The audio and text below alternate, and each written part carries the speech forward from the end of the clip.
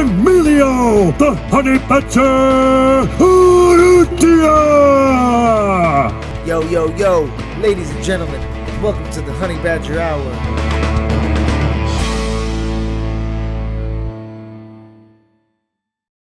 Ladies and gentlemen, welcome to the Honey Badger Hour, episode 67.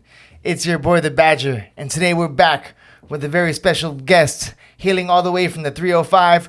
We're joined today by bare knuckle fighter slash MMA fighter slash Muay Thai fighter slash boxer slash graffiti artist, all the artists. We got my dog representing the old school Rebel Arzeno. Yes, sir. Yes, sir. How you doing, man? Thanks for coming on the podcast, my brother. Thank you, man. Thank you. Round two, actually. Yeah. Part two. Hey, but you know what they say, dog? The second time's the best time, dog. Yes, sir. I'm good with it. Man. If you're not first, you're last, dog. Ricky Bobby, baby. This is my first. What is it? My second first podcast. Your second first time, dog. Yeah. My second first time. It's like when you're banging a girl, but you weren't banging her. You're just banging her cheeks. You didn't even know you weren't in there, dog. You know, you're like, what? Like, damn, I busted and I didn't have it in. So we're gonna have to do it again. Yeah, man. That's exactly what this is. Yes, chicka, rewind. Yep. So what's going on, baby? Hey, good to see you. How was the last week of training, my man? Good, man. A lot of the intensity goes up on the last week. I don't have to focus so much on the weight cut because I'm like 10 pounds away, which is not a lot, and just just get it going. That's it. Let's go. I'm ready to go, man.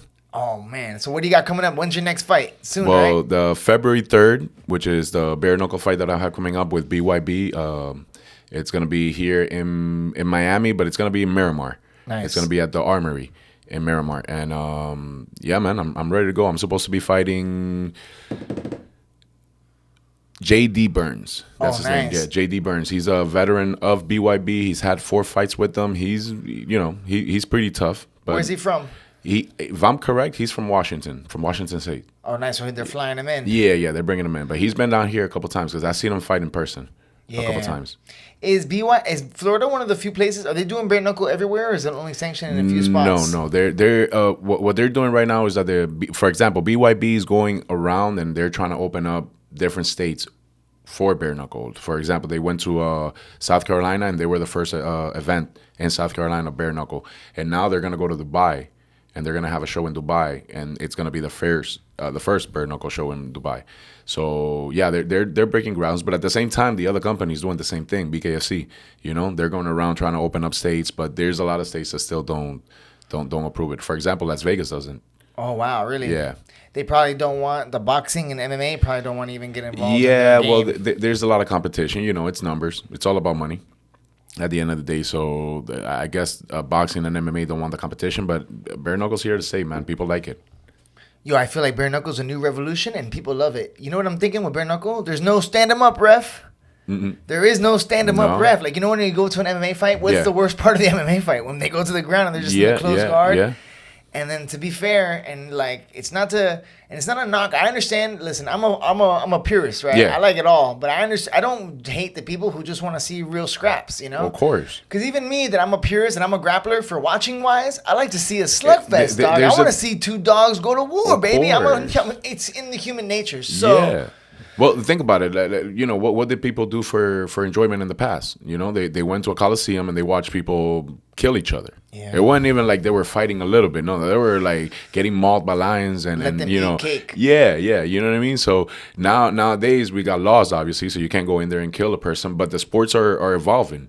Right, so we went from like just basic boxing to MMA to now bare knuckle boxing. It started with bare knuckle, probably, right? Yeah, well, I think they banned it in the 1800s, if I'm correct. Like right in the turn of the century, they banned bare knuckle, and even if the shows were still going on, but if you got caught, you get arrested.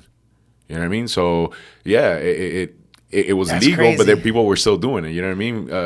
You got legends in bare knuckle from back in the days. Mendoza, with the freaking hands like Fitzpatrick, this, the fisticuffs, it's a different time. But then it makes a comeback.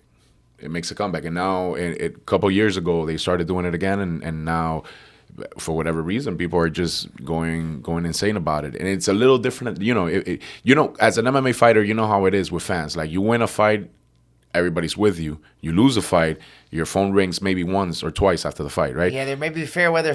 And bare knuckle is not fair weather. They just love It's not. scrappers. It's just, get in there and fight. If you fight and you lose, but you fought, they still love you. Yeah. You know what I mean? That's my favorite part of the it's like fighting in Asia. Like it's like that. Muay Thai is like that. Yes, and that's amazing. I mean, it's a great feeling because I had a couple of losses, and one of them I didn't feel like a loss, but the other one I got stopped, and honestly, I got so much love after the fight that it's not. I mean, when I put it in comparison with MMA, where you're in the back of the locker room, and even your teams are out there, and like nobody's with you. You know what I mean? And then the losses are so big in MMA, even more in boxing. But the losses.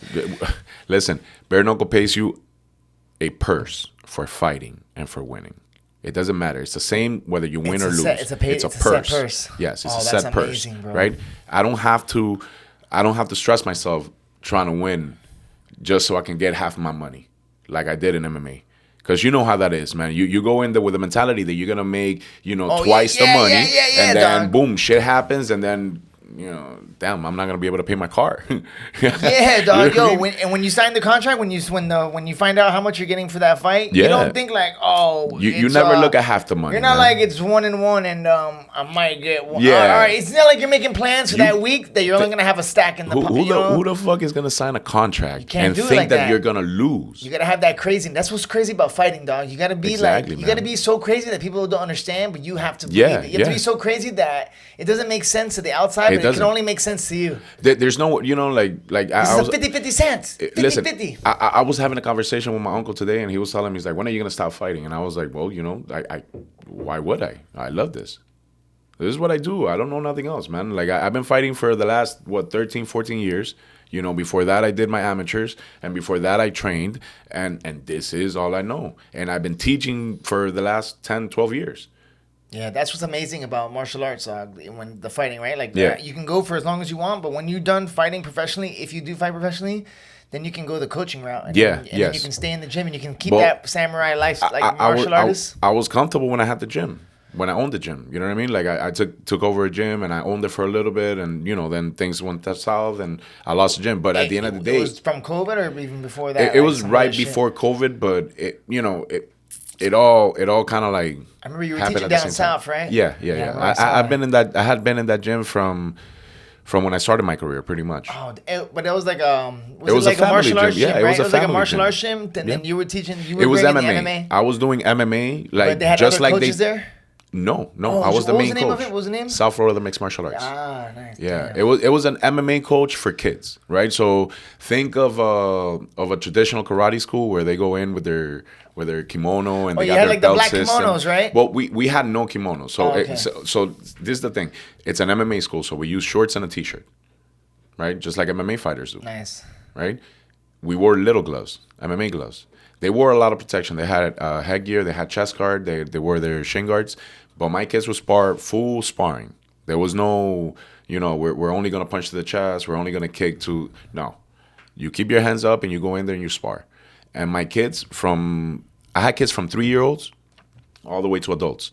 And then when I lost the school, obviously some of the kids, like, when I closed the school, a couple of them were like 13, 14.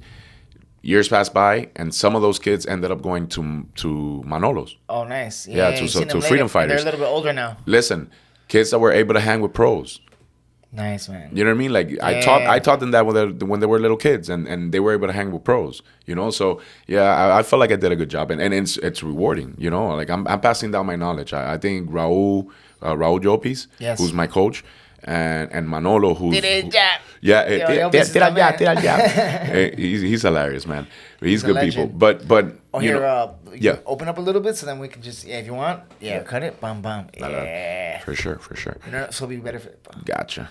So yeah, so Jopis is the man, right? Yeah, Jopis is super awesome, and then Manolo is the older one, which they all started kind of together, right? Well, Manolo is everybody's coach. Nice. Manolo's Tigres, Raul. I mean, there's a bunch of guys that are right under Manolo, and when Raul couldn't train me anymore because he had moved and he has a business and he's working, so it's hard to take the time.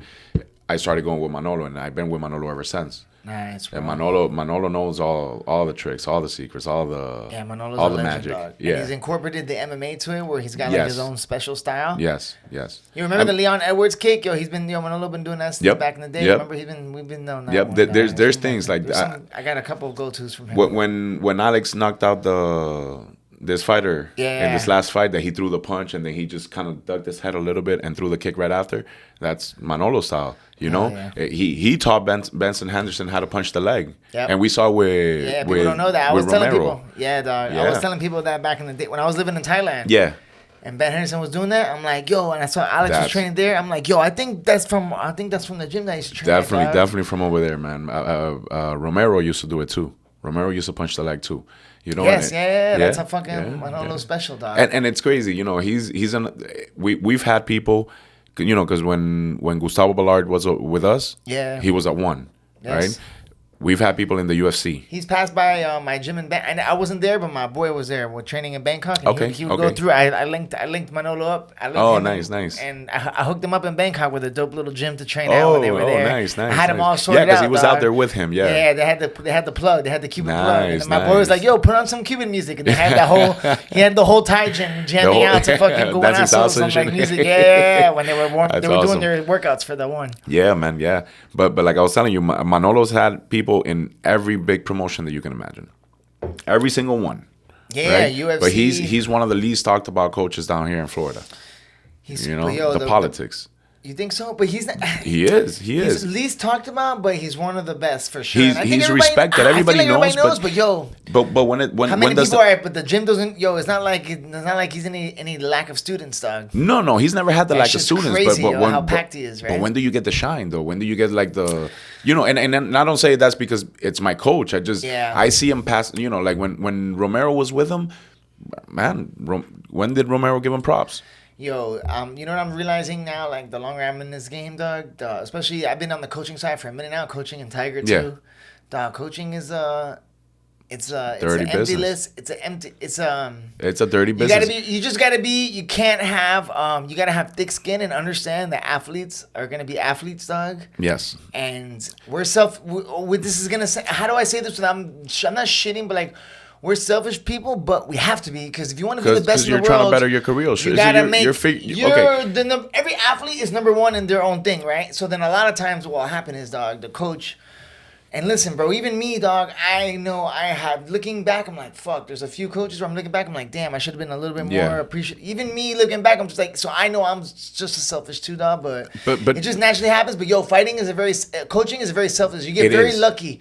You're going to get very lucky, dog. It is, but see, I don't have that experience because I've been with the same coach from when I started. Yeah. All the way to now. Yeah, you know what I mean? yeah. Like, and not necessarily the same coach because obviously Raul's not there, but I'm with his coach. You know, and you've been in the same spot. Yes, and Raul. And whoever comes in and out of there is on them, but you're the same spot. Well, you feel me? My relationship with they know where I'm at. You know, I'm not going to no other gym. I've visited every single gym. I've gone to every gym in South Florida. Yeah. I've probably gone to every single. I've gone to ATT. I've gone to MMA Masters. I've gone to FFA. Most of the big gyms I've been to. Did you start at FFA? No. What's the first gym you went to? Knockout Boxing.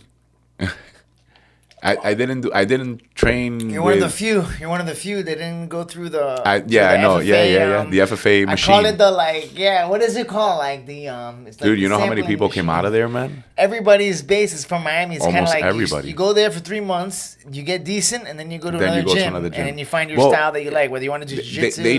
They changed their model. They went from a fighter's gym to a business gym. Well, I think that's where the money's at. If you want to have a gym, 100%. I'm going to do it like that. Well, they're one of the few gyms that's actually successful. Well, here's the thing, dog. I think he realized long ago that, like you were saying, bro, to train fighters is like, it's very hard. It's gangster, dog. Listen, and you got to be ready to, like, you can have long-time relationships, but like, they're going to finish because here's the thing, dog. Nobody's going to tell you, listen, nobody's going to tell you, we're going to stop being coach and student, but we can still be friends.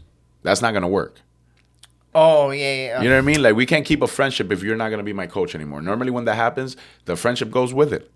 Yeah, coaching is tough, dog. Coaching is a lot of things. There's a lot of You know what I? It's hard to coach somebody for a long time, dog. Without losing, like, you're gonna go through so many waves of students. Yeah. I reckon. You know what I'm saying? Yeah. But that, I keep track of all my kids, man, and I got lucky because I had them from when they were kids. Yeah. So it's a different.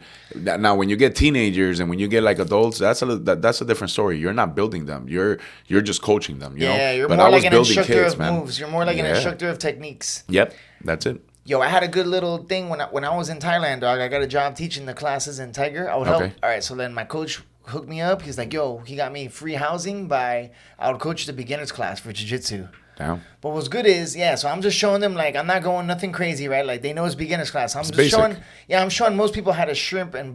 But what's cool is, dog, I get to, like, show them a little piece of language that they're always going to remember. Like, I showed them how to hip escape. I showed them their first triangle. Gotcha. And, but yeah, what's good with training over there is, it's kind of good and bad. You don't really build these long relationships because you have guys that will come and go. So you have a guy come for, like, a month or two. And then once you're getting used to them and you get to along each other and you get that good rhythm, then they leave. You're like, oh, fuck. And then you get a new batch of people and you got to start over. Yeah. But what's good is you can meet a lot of people, dog. Definitely. But you don't. I guess you don't have. It's like you keep giving away where you don't. Your students. You don't get too. It's not too much where you get tired of the guys and you're like, oh fuck. You know what I mean? Where like maybe you start like getting lazy or whatever. But it does get sad when they leave overturn a lot. You know what I mean? Yeah. I find fighters not to be so loyal. Like the loyalty level. Obviously, because you're preserving your own interest, right? Yeah, so in a way, like I want to get better. Right, well, so I need to go somewhere else. And you're gonna, and as a go. It's true. No. And as a coach, you should understand. Like he wants to grow. He's limited. Listen, there's coaches that are good to an amateur level. There are coaches that are like C class level, and you go up, and then you have coaches that are A level. And the thing is, there you go, dog. If you're a C level fighter, you gotta have C level coach. You gotta earn your way to get. You gotta get up there. That's the rarity. That's the rarity of a coach having. This is the thing. No, I don't think that you could try to earn it. You could try to earn it. You could try to earn it because I think I'm a hard worker. Manolo appreciates me because I'm a hard worker, not because I have like an extreme talent. I love Manolo. You know what I mean? But Manolo can tell you from when you walk in that gym and he sees you do your first session, he can tell you if you got talent or not. And that's something that a coach could do. So he's not gonna waste his time with guys that he knows are C level. He's not gonna push them. But he teaches all throughout though. He does. He's gonna teach everybody. Not push him. But he's not gonna push him. He's not gonna have that private conversation where he's like, hey, listen, you need to go do your running. You need to do this. You need to do that. Right? You need to work on this. A C level fighter, he's not interested. He's just there. Listen, I don't know if you remember. We call people postalita, which is like a trading card in the gym. A postalita is a trading card, right? There's fighters that are trading cards, meaning training partners. No, trading cards, meaning that all they want is to be a star. They want to be in a trading card, right? So we call them postalita, right? There's a lot of fighters like that they get there and all they want to do is take pictures and act the part of the fighter, and they don't really want to be a fighter. And then when you put them in the situation to fight, they fold. Yeah, right? We had a lot of that at Tiger. That's a waste of time. Yeah, there's a lot of that. That for a coach, if you think about it, you invest your time on a student like that, and then all he wants to do is take pictures and post this and post that, but you're not really worried about the fight. And then when it comes fight time, you can't fight. You know what I mean? That's a waste of time on my part as a coach. Sure. So as a good coach, you should be able to read who comes in immediately. You should be able to see, listen, this kid got talent. He's a hard worker. I can mold him. I can work with him. You know what I mean? Yeah, I just did a part like you know who has had the same coach since the very beginning of Volkanovski. And, there's no need to change it if the thing is working, man. Exactly, and like he started with Volk from the very beginning, dog, and they've been together all this time now. And I just had him on the podcast, and I asked him the exact same. Oh, nice. And I just asked him the exact same question. I was like, "Yo, hold on. You mean to tell me that I'm in the same podcast where Volkanovski's gonna be in, or the coach? His coach, and Volkanovski's already been on it twice. I feel special. Damn, that's. I don't think you guys know this. I'm a star. There you go. Oh, no, yeah, 100%, dog. We've had the best of the best out here, dog. You're in good hands, Papa. Volks, he's a 2-time veteran. Okay. Listen, right now I'm a little bit shy. I'm gonna hit him up like after this fight. You know what I'm saying? Gotcha. I don't want to have the pre-fight. Yo, how you feeling? And no, you know what I'm gonna do? I'm gonna get a snippet of this and I'm gonna send it to him. Let him know, dog. Let him know, yo. For sure. Yeah, man. But yeah, he's had the same coach for a while and asking the same thing. And he always said it like, those guys get weeded out throughout the sessions. You know what I'm saying? Like you can They see, disappear. like, yeah. But you've been in gyms. You see them come in and like right how they walk in, they walk out. You see it a lot in jiu-jitsu. You know, how many people get to the blue belt? It's crazy. Well, here's the thing, dog. You can get to the blue belt. A lot get to the blue belt. Yeah, but then what's the worst is when the guy gets to the blue belt, and that's when they start with all. That's when they actually start with all the things. Yeah, you know what I mean? And then the pictures and the photos. It's hard, dog. It's a crazy era we live in with that, because it's like you try not to do it, but then you get sucked into it, and then you have to, bro. You have to, because it's part of business. At the end of the day, we're like, times are changing. You gotta share. Yeah, listen. There's a difference between being immersed in the times. Like right now, like if you spend your whole time on the phone and posting and doing this and doing that, you're wasting your time. But you can use it as a tool. That's a business tool. Yeah, that's the thing. And look, there's people who, and you have to feel like you got to put in the work and you got to do it. The complete package is being able to do it all. It's like you're really good, but then you can also do the marketing. Yep. There's a time and place for everything.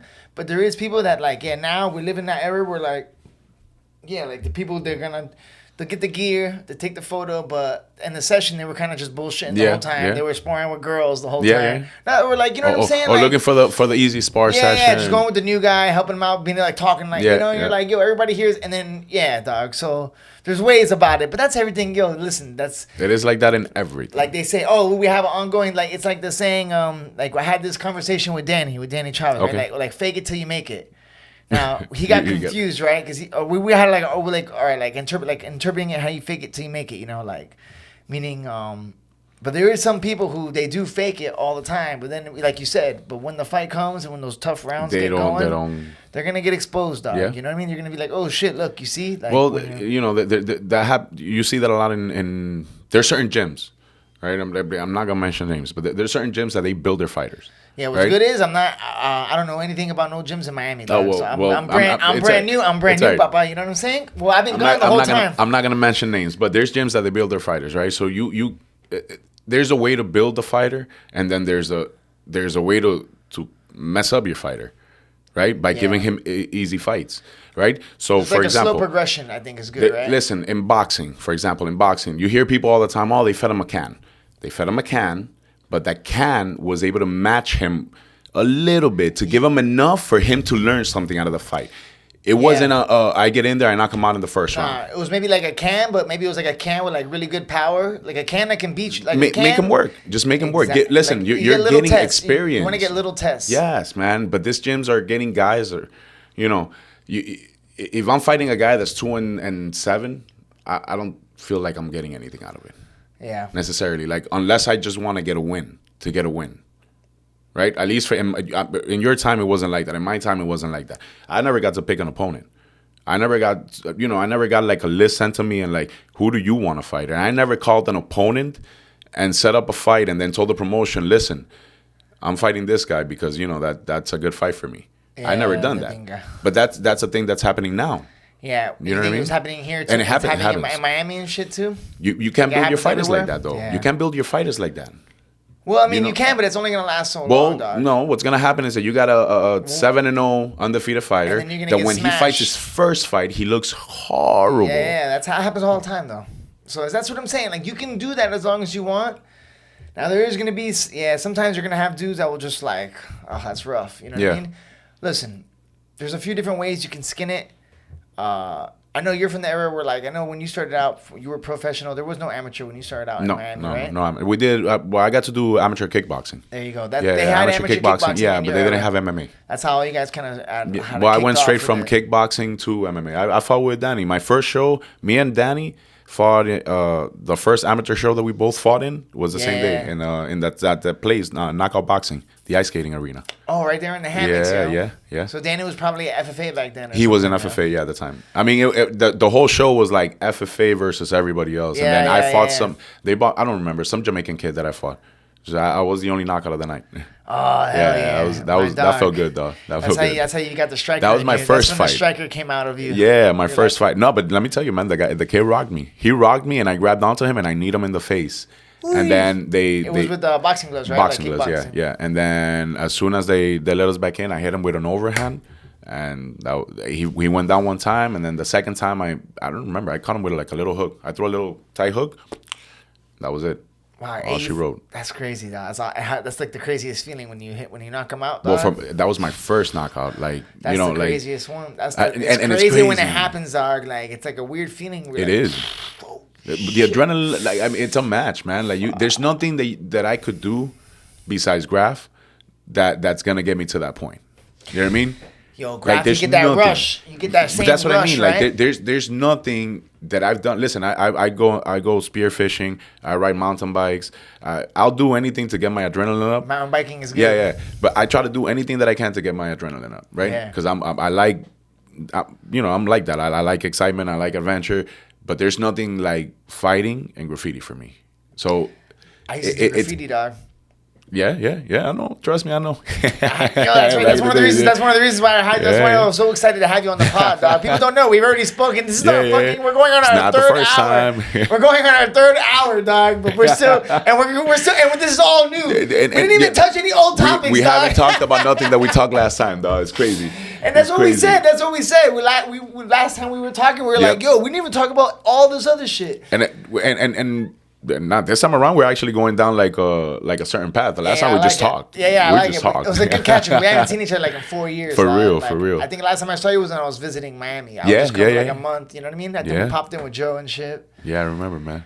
Yo, so man, you got the bear. Yo, you fought a lot of interesting martial arts. So that, like, you started off kickboxing in the old school Miami days, like FFA versus the world, but you also did you fought Muay Thai with the MMA gloves, With the right? MMA gloves, yeah. That was wild. Where was that at? Yo? There was a point here in Miami where we had a promoter that he was trying to do like, first of all, he was trying to get rid of the gloves, like the MMA gloves. He didn't like how the MMA gloves. So he built some gloves so we could use for those fights. The ones that like they curve the your fingers. in, so But they had like little socks on the finger, so you could still grab. grab. They look kind of big. The yes, gloves they were kind of bulky. Did Joe Ray fight in that show? Yes, he did. You fought in the dog track? Not in the same one that I fought. He fought before me in that place. Did you fight in the dog track?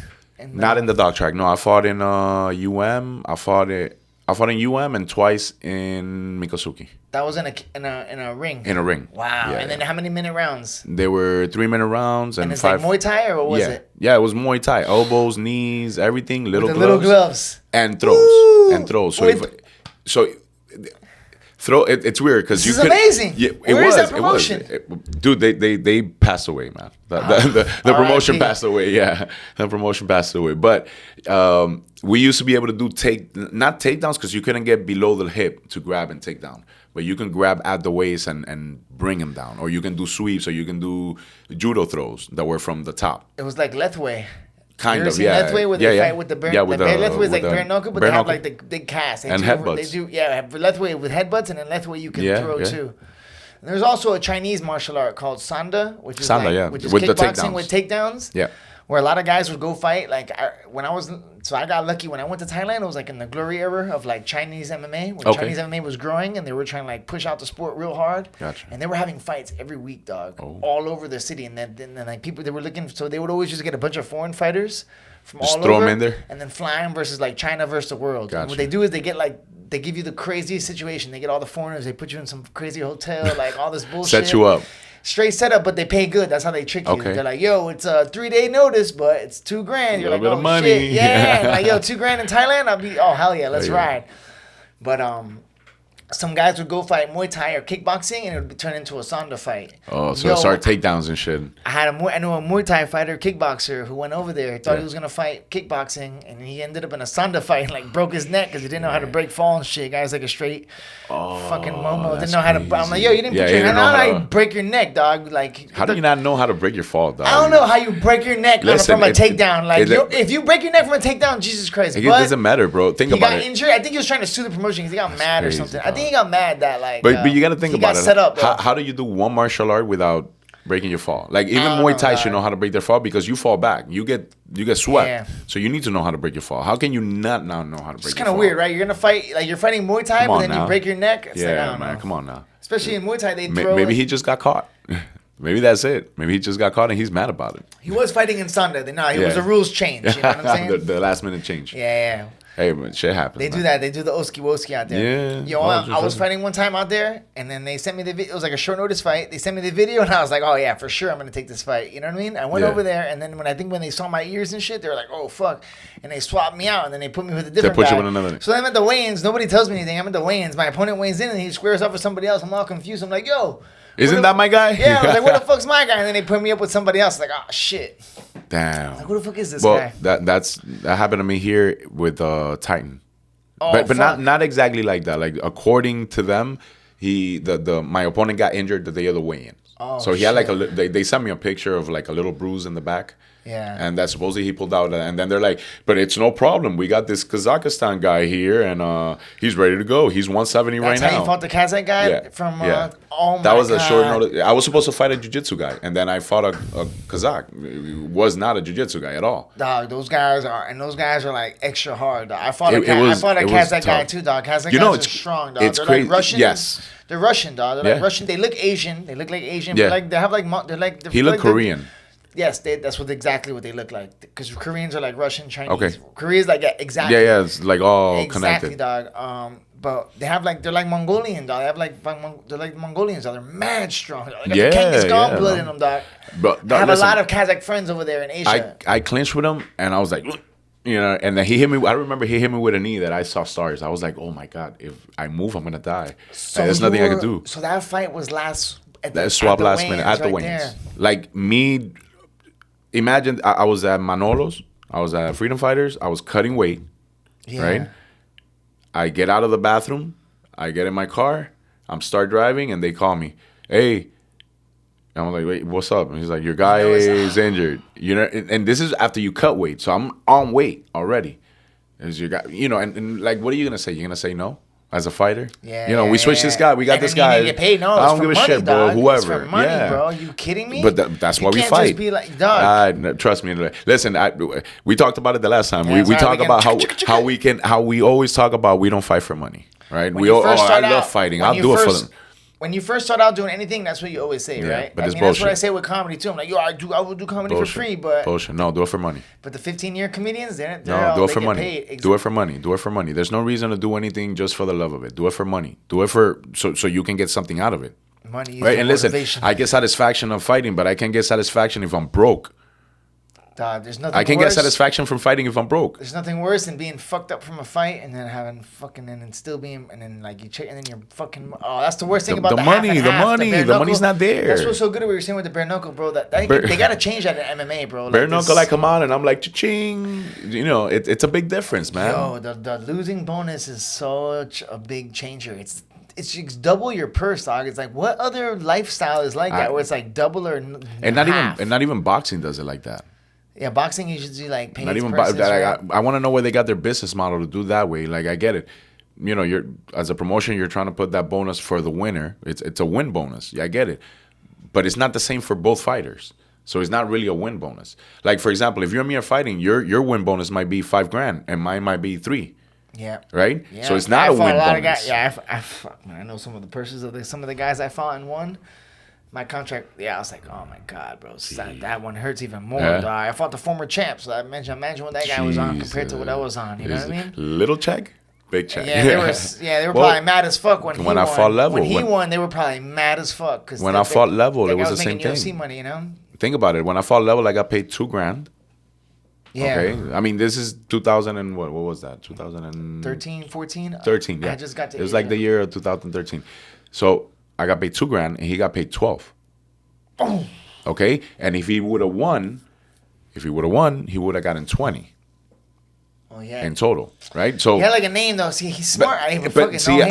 There's no hate because I understand what he brings. I understand the listen. Yeah, because nobody's gonna go. Yeah, he's a big fuck. You can't hate. Listen, you see Yuli. People get mad. Oh, main event. Why is it?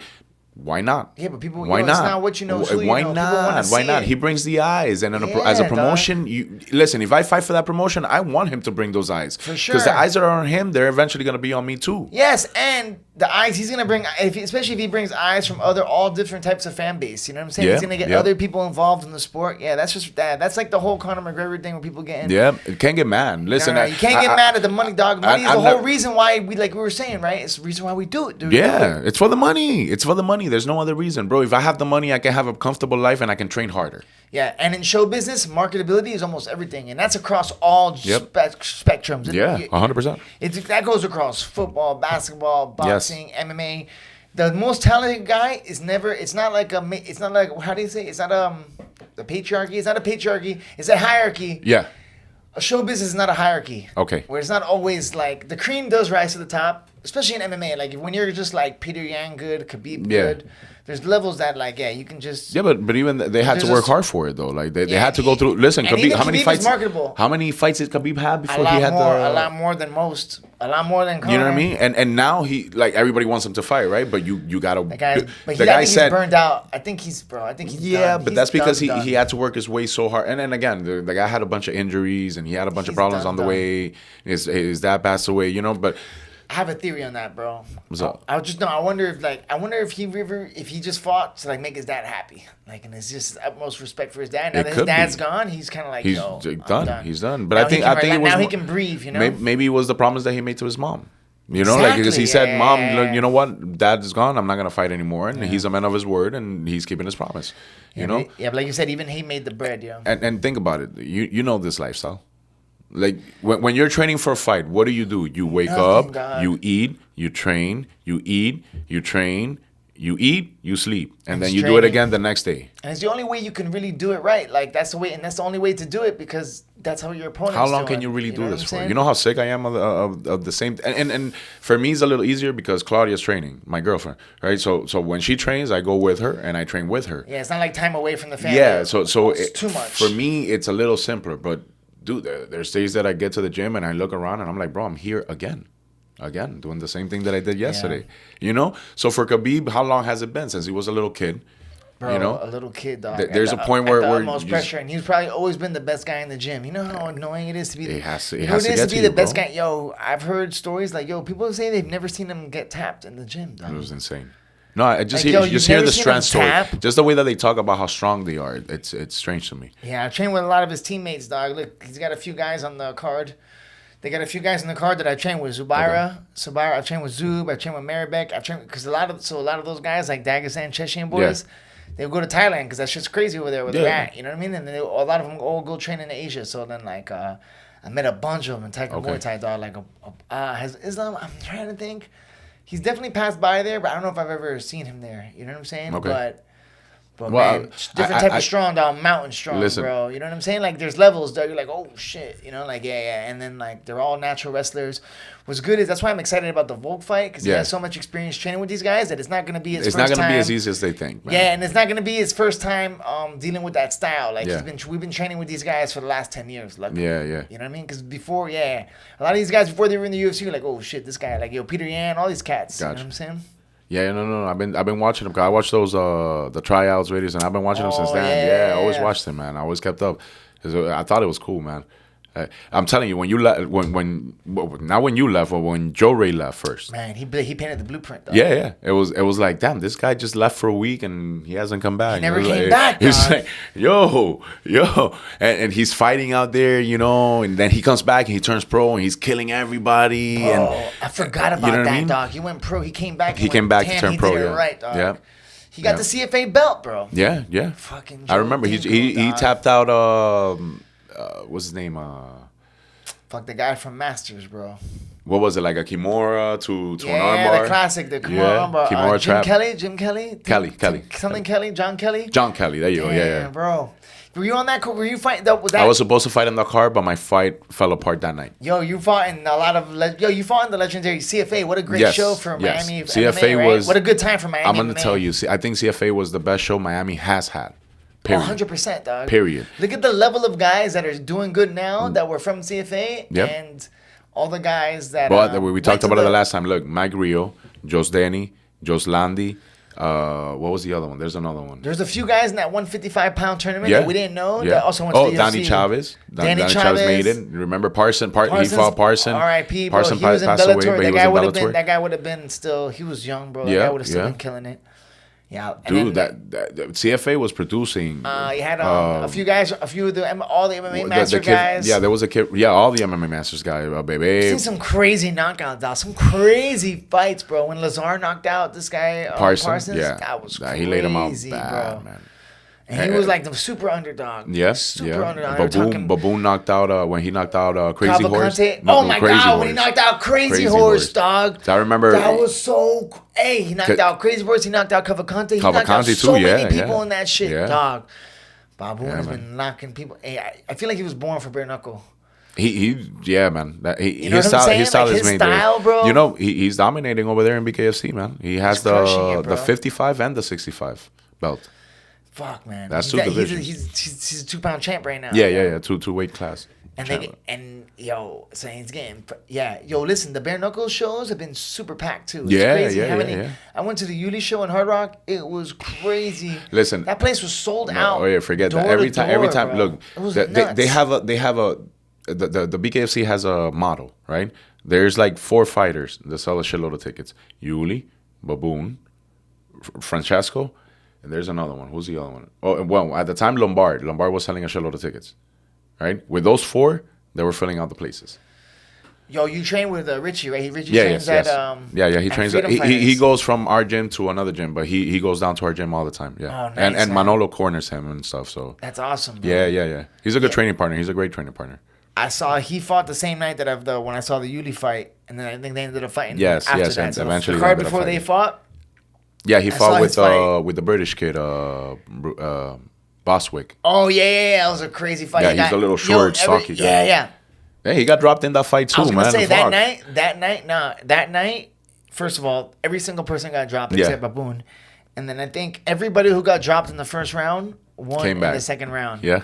Yuli got dropped, won in the second round. Yes, that's Francisco right. got dropped, won in the second round. Everybody who got dropped, Yeah. and it's almost like a bad thing to get. That night, it was like, yo, whoever gets dropped first wins. Guess what? Because I think I don't know if it was like the same thing every time, but like I think like the guy goes crazy, tries to finish Yeah. him, he survives. What's the cardio like in the bare knuckle compared to MMA? It's a little bit different more because of the time. Like remember in BKFC you're doing 2-minute rounds, right? But Oh in shit, it's 2 minutes. 2-minute round. That's like an amateur fight, like the my amateur God. kickboxing days, where you go out and you're just like you're just So it's throwing. 5 twos. Yeah. But So it's a lot of nothing. action in those twos. Oh, It's a lot of cuts. But since you're throwing full power, there's no way not to get tired, right? Because now you're able to throw so much that you start throwing full power, and then that's when people gas out. But if you have your conditioning right, you shouldn't gas out. Yeah, that's the thing, right? It should be a little bit harder to gas in that shit. Yeah. You know what I mean? Well, I gassed out. I gassed out in my third bare knuckle fight, and the kid was like a 200-pounder that comes down to 170. Yeah. And I'm walking around at 175. So Was he like tying you up and stuff, or like he's- clinching up? Maybe Yeah, he's like bro. making you... He runs. Remember, we're fighting in a triangle, and in BYB we fight in a triangle. That's right. Yeah. So That shit is wild, bro. It is, bro. There's nowhere to go. Is that where There's they nowhere had to go. some? Is that where they had some? That's another show. Trilla had a triangle. Trilla There's another tried show- to use it, and then BYB sued them, and they have it like on you hold. fought in a That's what- triangle. That's Yeah. crazy, dog. There's nowhere to go. Yeah, there's nowhere to go. So I started, moving forward, and as soon as he ran towards me, that's it. I was caught. Like we were right there. And besides, in bare knuckle, you start like right where we're at. Yeah. It's a 3 feet line. So you start towing the line, literally. Like you're in front of each other. Like if you square up right there and I square up right here, this is where we start. When the bell rings, we go. You know what I mean? So Yeah, there's no like in that. They're like, yo, you go back. Yeah, you go back. Yes. So here is like we start here. So as soon as the bell, imagínate, you're in the triangle. So as soon as that bell rang, the guy went, and he ran forward. So, I clinched, I was grabbing, and I was like, damn, motherfucker strong. It was like, he's like tossing me around, turning me into the corner, and like trying to throw little punches. I'm like, all right, whatever. I'm going to weather the storm, get him tired, and bullshit. And I remember as soon as I got cut, I wiped my eye, and if you see the video, you could tell, like, I was like, fuck everything else, bro. I'm gonna fuck this guy up. I'm gonna start fucking punching and throwing. And bro, Straight war. that was in the first round. We must have thrown, probably each, we must have thrown like 200 punches.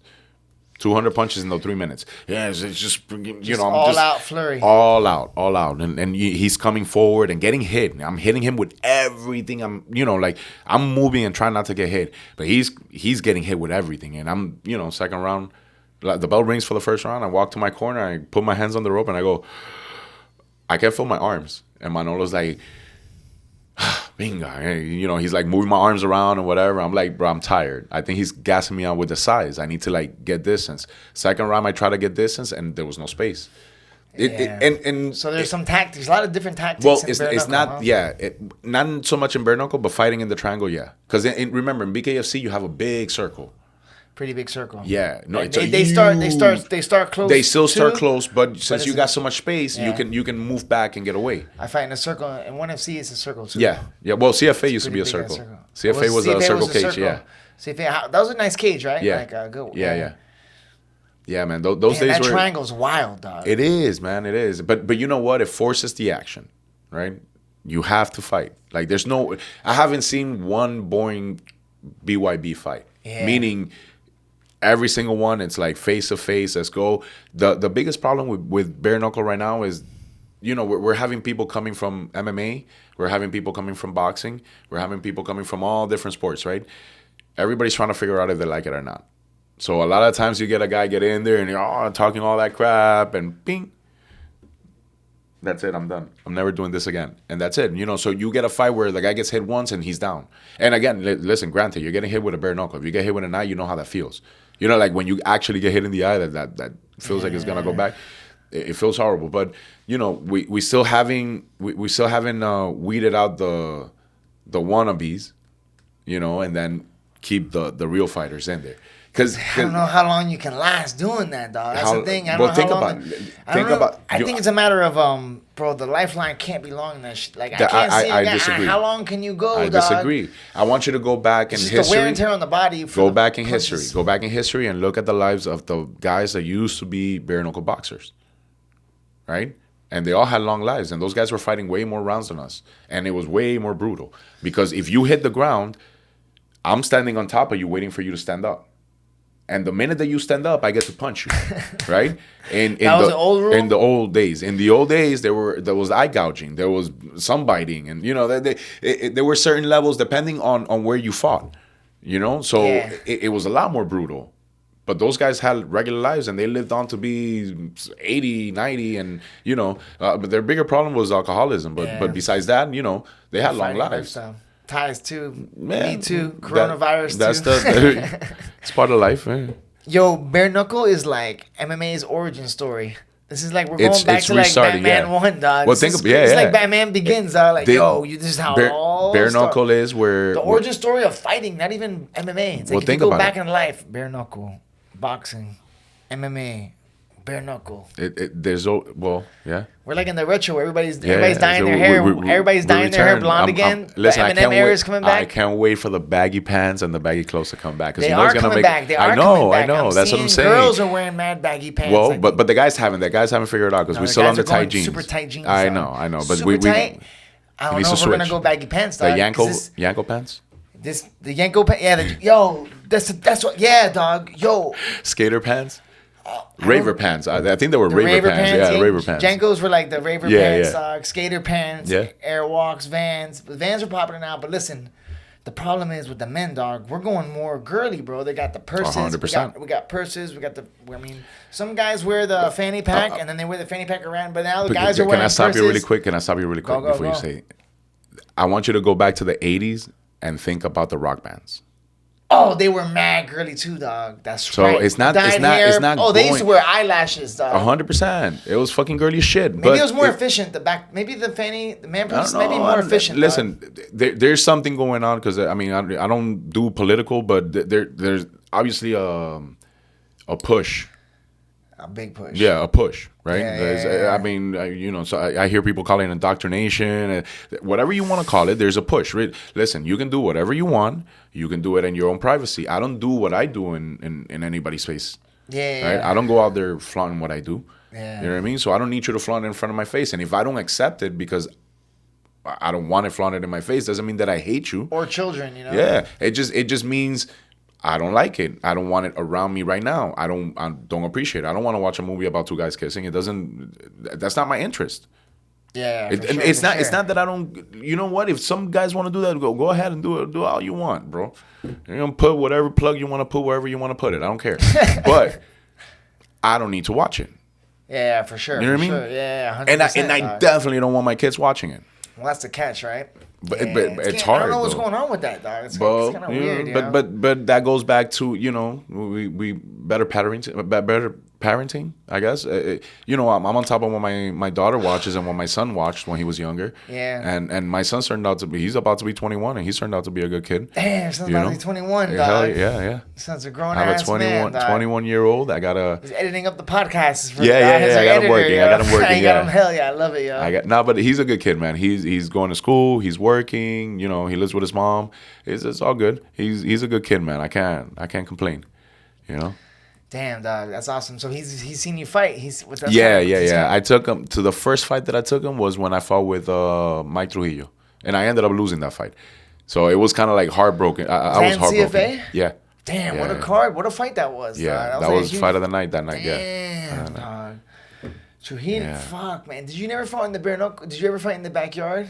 Not in the backyard. Not in the backyard. No. Huh? That was like just before your era, maybe. No. I got to see it. I went to. Well, actually, no, I'm lying. I never went to watch it, but I knew all the guys that were fighting it. Like, at the time, I remember when Masvidal fought in it. Oh wait, yeah, damn, that was a while ago. Because back then he was with FFA. When he fought in the backyard. When he fought in the backyards, yeah. I wasn't training nothing like that. If you watch the video, you see Avalon coming out. Yeah. And I remember that's right, dog. And before he was there, Masvidal was with the boxing coach at Miami, Ricky Piedras. Oh, really? Yeah. Oh, so nice, old school. He was a young cat, but he was an old school boxer. Like he boxed a long time ago. And he was really good until he got knocked out, and then after that he stopped boxing. And I used to train. I met him a couple times. Really cool cat. Really knowledgeable. You were painting back then. You were still doing graph back then. Yeah. I graphed until like bombing. Right, because I mean, obviously, you know, like you never stop painting. You really, you know, like if you have a marker, you're gonna write. Yeah. If I have a cat, I'm gonna write, and it doesn't like it's not intentional. I'm not out there trying to destroy shit. It's just, you know, I write my name on shit. It's what I do. It's in your DNA. I can't help it, man. How'd you get into graph, yo? Man, I was in love with it since I was a little kid. To be honest, I remember when I was like 7. My dad would. I lived in Spain at that time, and my dad would drive from home to school to take us to school, and we would pass by this big production wall that had some like Egyptian characters and like, you know, all the graph all over it. And I remember driving by it and just staring at it, and I must have been like 7, you know. Fast forward to when I was like 12, 13, I moved to New York. Oh shit! But in New York, it was a little different. In New York, I did a lot of marker tagging. You were painting in New York. That's how you started graphing in New York. Yeah. That's like in like the real shit, dog. Yeah, but it wasn't because I was a little kid. Yeah. You know, like I was 12 and I wasn't hanging with no writers. You were practicing writing. I just wanted to write. So you were practicing letters like in your notebook. Yeah, no, I did graph. I didn't write my name. To be honest, I used to write my maiden name, my mom's last name, which is Chia. CHIA. It's not a bad tag. It's a good letters. Well, yeah. So my brother used to be like everybody called my brother Chia in Dominican Republic. So you know he's like my idol, my older brother. You know, so I was like, fuck, I'm gonna use Chia. Hell yeah. So in New York, I used to write Chia everywhere, and I did. It wasn't bombing. I wasn't going like, you know, to all the boroughs and fucking bombing. But in my neighborhood, if I had a marker, I was writing. You know, and then we left New York when I was like 13, 14. Went to Santo Domingo. Santo Domingo was a little different, and a little heated. And then we moved over here. When I got here, as soon as I got in, like one of the first people that I met was my boy Balaam, you know, and then he became one of like my best friends. And he was a writer. You know, he was in that CIA crew, and I started writing with them. And he's like, yo, you want to hop on? So my thing was like, I wanted to bomb. It wasn't some, like, they were more of a piecing crew. Yeah. But I like bombing. I like bombing. Like I like, I like put bombing. Put your name out there and people see it. And even if, you know, like you guys want to do pieces, I'll do a piece, but I'll do it in the street. I don't want to do it in no pennant. You don't want to be in no backyard. Yeah. Not even pennant. Pennants were dope. Pennant had a little bit of a vibe. Well, you know what? Yes, because I got in trouble in get a penance. raided. I got in trouble in penance, and not just by police. You got writers that will go in there and they fucking try to jack your shit. Or they beat the shit out of that's you. what I'm saying. Penance. And the crackheads and all the shit that happens That's there. exactly what I was gonna say. I say penance is not like, it's not the rush. Like, you're not bombing, like doing like a piece on the highway, like climbing a rooftop. But there's a lot of factors, right? Yeah, There's gonna be other crews that could be painting. Yeah. People crossing you out. Yep. People crossing you out. Oh, you never know. You can catch somebody crossing you There you out, go. and then, you know what I'm saying? What if you run into somebody that you have beef with? Homeless people. My boy fucking Scape got it. We used to do. We were by Dayland in those canals one time, and we were going under a bridge, and my boy got attacked under the bridge. You know what I'm saying? And I have another friend who got attacked in downtown. I had a dope spot. Listen. You know where I had a spot by the old space, bro. That I'll show you the flicks later. I do it with Script, where Script always did his letters too big, and he ran out of paint. But yeah, we got attacked. And then my boy was lookout one time, and he almost got like. You just said that, and you remind me of Court, because like Court will make his shit so much bigger than mine that he would like. Big. Yeah, well, he would make my shit look little, and like I always had a problem with that shit.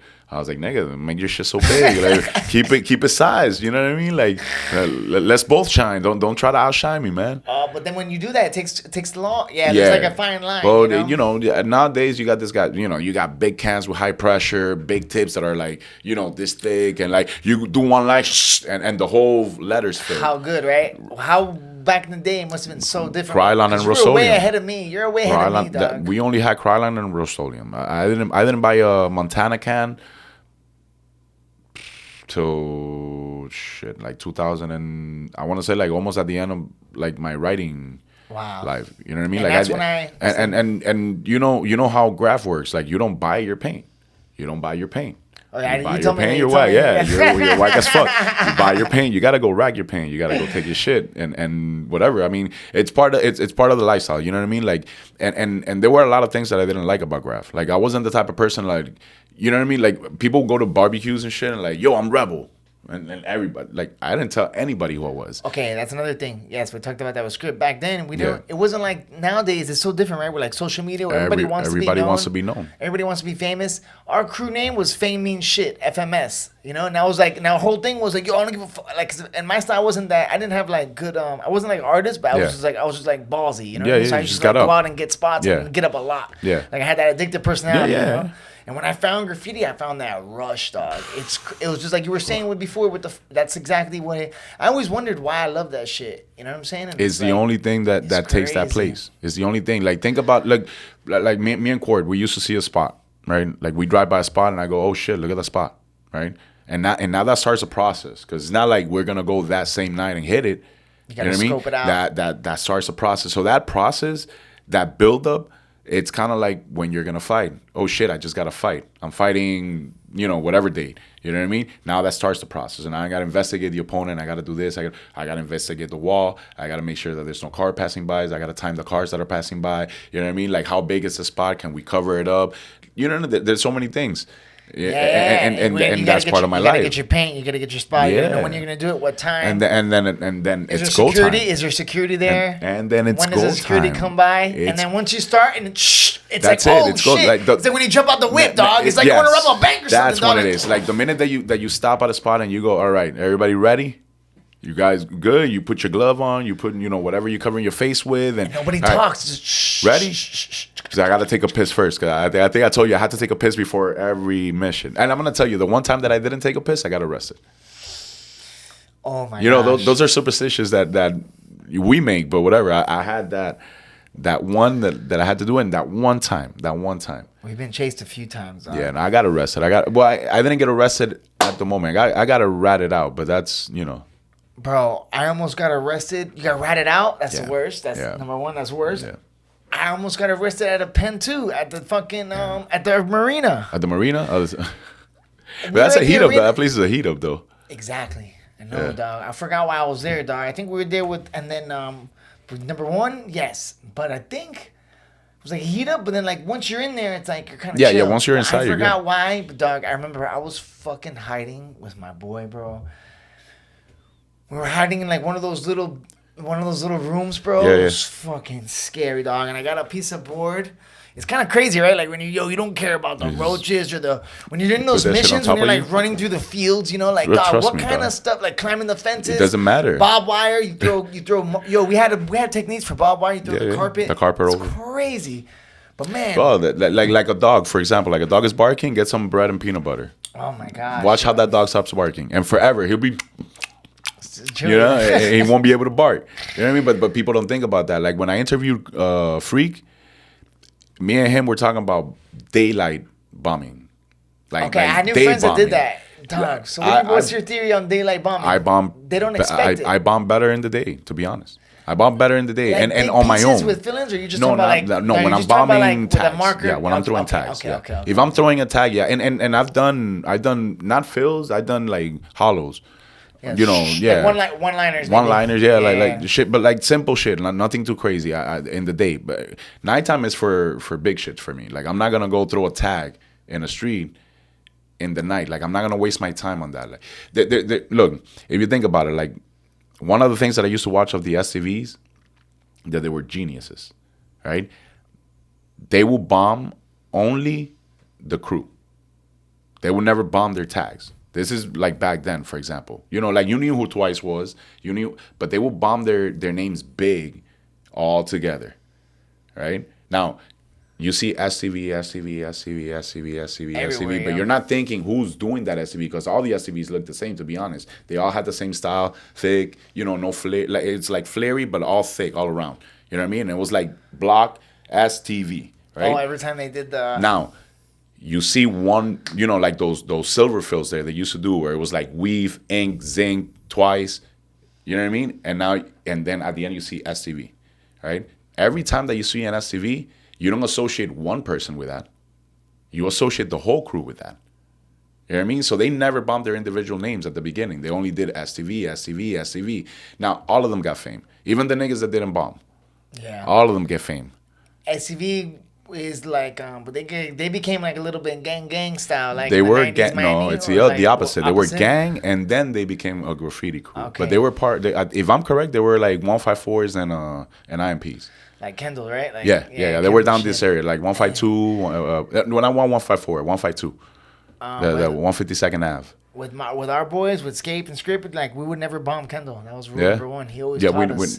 Kendall's not. There's no. Don't bomb your hood though. Well, no, but never heat up where you live either. Kendall's a heat up anyways. Like you don't bomb Kendall because there's a heat up. There's a one. That's number one, 100%. But number one, the one reason why he would never want to, because there's still people who do like the green boxes. Yeah, like, what we used to call those. The generators. Or yeah, those. like you know how you could just do like all those with the like you can do tags on all those. You can go all No, night that's what like tagging in 2006 I built some drippies and that's what I did. I went out and it was daylight. Yeah, Like remember the drippies with the bingos and then the Indian ink. The- You get the Indian ink and you put it inside well, I do the shoe polish that thing. was Yeah, the best one. I would pull up on the The car. bingo ink was a little skinny, skinnier, but the shoe the polish little was thin the thick drip. I like the big ones. I'm telling you, I'm lefty, so I used to pull up on the car, pull down my window, and Oh my God, like that's this. the garbage can. Look, that's the garbage can right there. I'm right here, and I can go whoop. As I'm moving, I'm writing down the wall. That's crazy. I can do that with spray.